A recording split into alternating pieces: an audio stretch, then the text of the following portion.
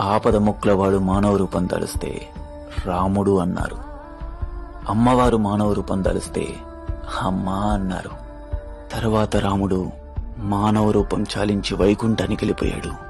అమ్మవారు కూడా మానవ రూపం చాలించి సువర్ణలోకానికి వెళ్తుంటే తల్లి లేని ఒక చంటి బిడ్డ ఆకలితో అలమటిస్తూ కనిపించింది.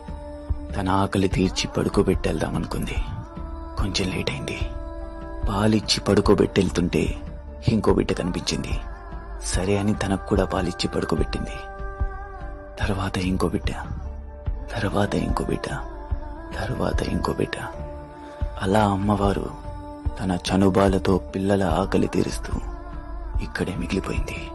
దశాబ్దాలు, శతాబ్దాలు, యుగాలు గడిచిపోయాయి.